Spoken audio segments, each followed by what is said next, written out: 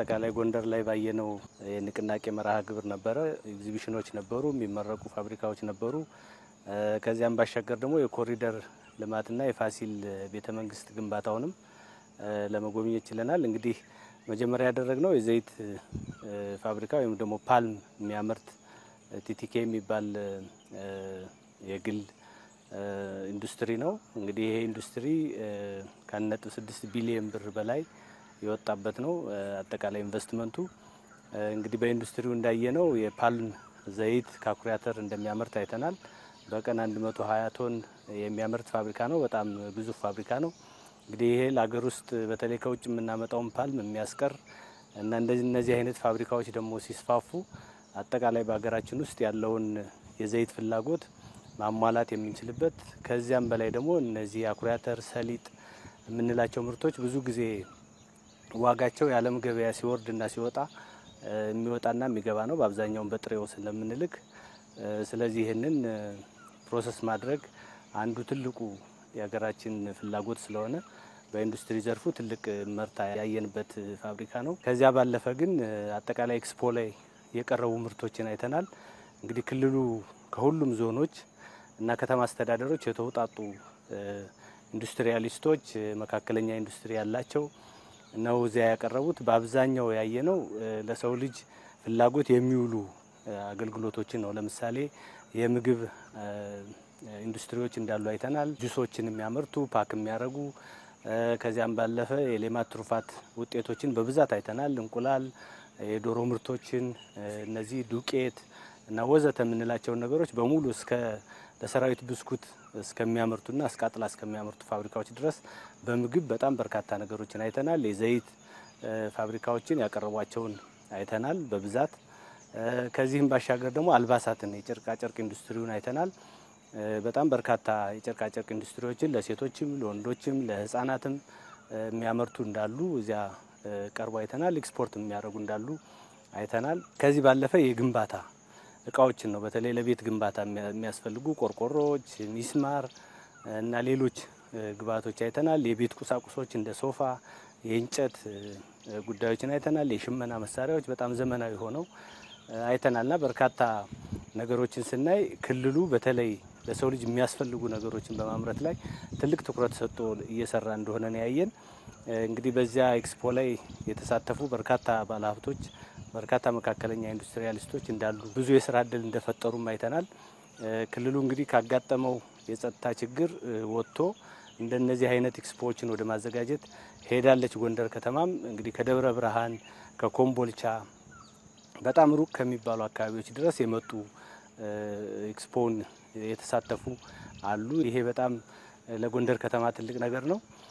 ሌላ ያየነው እንግዲህ የኮሪደር ልማቱን ነው። ትንሽ ጎንደርና ደሴ ለኮሪደር ልማት ሁላችንም እንደምናውቀው የማይመቹ ናቸው። ቤቶች በጣም ወደ መንገድ ተጠጋግተው የተሰሩ ናቸው። ተራራ የሚበዛባቸው ናቸው። ዲቾችና ሌሎች ስራዎችን ለመስራት በጣም የሚያስቸግር ነው። ግን ከተማ አስተዳደሩ ባለው አቅም እንግዲህ በፌዴራል መንግስት የፋሲል ግንብንና በዚያ አካባቢ የፒያሳን አካባቢ ኮሪደር በለማው መሰረት ከዚያ በኋላ ያስቀጠሉትን አይተናል። በተለይ ወደ ዩኒቨርሲቲው አካባቢ ያለው መንገድ በጣም ጥሩ ሆኖ እየተሰራ እንደሆነ አይተናል። ክረምቱ ሳይመጣ ደግሞ መፍጠን ያለባቸው ስራዎች እንዳሉም አይተን ለከተማ አስተዳደሩ ኮሜንት አድርገናል። ይሄንን ይሰሩበታል። ግን አጠቃላይ ጅማሬውና ተነሳሽነቱ እጅግ በጣም ትልቅ ነው። የፋሲል ቤተመንግስት መታደሱ ለከተማው አጠቃላይ እድሳትና ለኮሪደር ልማቱም ትልቅ መነቃቃት እንደሰጠ አይተናል። ሰው በግሉ ከተማ አስተዳደሩ በዋጣው ስታንዳርድ መሰረት ቀለም መቀባት፣ ቤቶችን ማደስ፣ ፊት ለፊት ያለውን ነገር ማስተካከል አይነት ነገር እንደገባ አይተናል። በጣም ጽዱ የማድረግ ስራ እየተሰራ እንደሆነ አይተናል። ሳር ተተክለው በጣም ምቹ እንደሆነ አካባቢው ለልማትም ጥሩ እንደሆነ ለመገጭ ግንባታቸው ሲያልቅ ደግሞ የውሃ ችግራቸውን የሚያቃልል ነገር ስለሚኖር አጠቃላይ የተሰራው ስራ በጣም ቆንጆ ሆነ አይተናል። የፋሲል ቤተመንግስት ግንባታ ነው ሌላ ያየ ነው።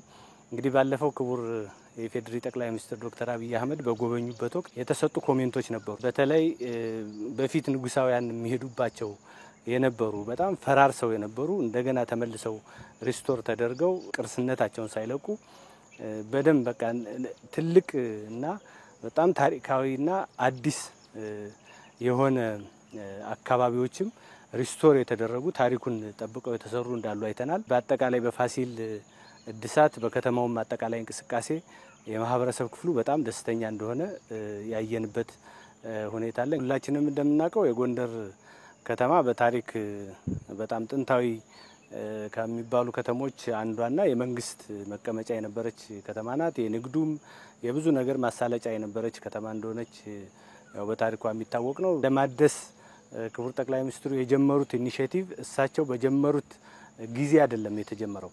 በጣም ዘግይቶ ነው የፖለቲካ ስራ ተሰርቶ ከህዝቡ ጋር ተወያይተን ማህበረሰቡ አምኖበት እንደገና በቃ ይታደስልን ብሎ ነው እንደገና እድሳቱ የተጀመረውና ቢዘገይም ግን አሁን ባለው ሁኔታ ጎንደር በእርግጠኝነት እንደው ያንን ቤተ መንግስት የተከሉት ንጉሳውያን ራሱ ተነስተው እንደገና ቢያዩት የሚደመሙበት ይመስለኛል። ምክንያቱም በጣም በጥሩ ሁኔታ የነበረውን ቅርስ ሳይለቅ እና እንዴት አይነት የቅርስ ጥገና ብቃት እንዳላቸው ባለሙያዎቻችን ያየንበት ነው። እንግዲህ ትናንት አስጎብኞቻችንም ነበሩና ፕሮፌሰር አበባው የቅርስ ጥበቃ ባለስልጣን ዋና ዳይሬክተርም ሲያስጎበኙን ነበር እና የመሐንዲሶችን እውቀት አጠቃላይ እዚህ አካባቢ የተደረገውን ተሳትፎ ሲነግሩን ሌሎች ሀገራትም ይሄንን እንደ ልምድ ለመቀመር ያው እየጠየቋቸው እንደሆነ ሲነግሩን ነበርና አሁን የሰራነው ስራ ለኛ ለራሳችን ብቻ ሳይሆን ለልጆቻችን ምንም ነገር ሳይቀር የሚተላለፍ ቅርስ እንደሆነ አይተናል። በመታደሱ ደግሞ እውቀትም ተገኝቶበታል። ኮንትራክተሮችም ልምድ ወስደውበታል።